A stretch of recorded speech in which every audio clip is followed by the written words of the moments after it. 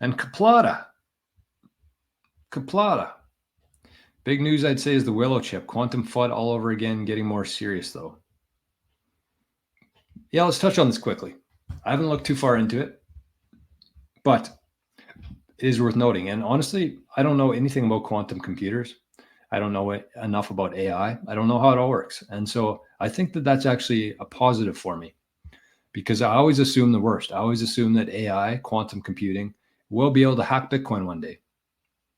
And so kind of my counter to that is a passphrase.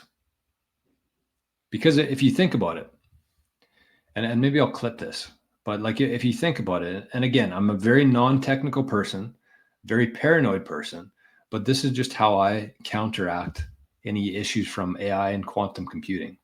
So, when you set up a new wallet, you have 24 words, 12 words, 15 words, whatever you want to use. You get to choose, you get to convert your private key into words. That's how the BIP works. It converts your private key, which is just a bunch of letters and numbers, converts it into words, however you want it to be displayed.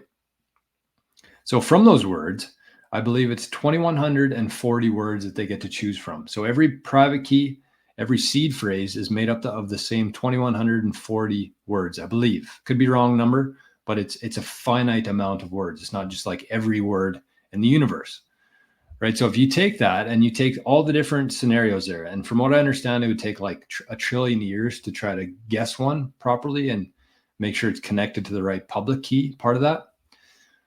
But I just go under the assumption that it's probably coming. So then you introduce a passphrase into that. And the passphrase is the 13th word or the 25th word onto that. But that's one that you create. So it's not within those walls of like the potential words that you can use for a seed phrase. So it adds a whole nother layer of entropy on top of that. So not only does a passphrase provide like a perfect way to protect yourself in terms of like a decoy, like you have your wallet, you use as a decoy, and then you put a passphrase on top of that, it creates a brand new wallet. But it also adds more entropy to it for things like the Willow chip, for things like quantum computing. And I have no idea how far AI is going to advance, but I would rather be on the side of caution. So if you want a little bit more information on the passphrase, I believe it was episode number 4 in our multi-generational wealth course. We talked about decoy wallets and passphrases. So if you want to access that, you can join the Living the Future community. In the show notes, it says join. And you get access to the 8-part multi-generational wealth course, which includes passphrase, which includes, what are we talking about this week? Lightning management, lightning wallets, shit like that, stuff like that. And there's been UTXOs in there.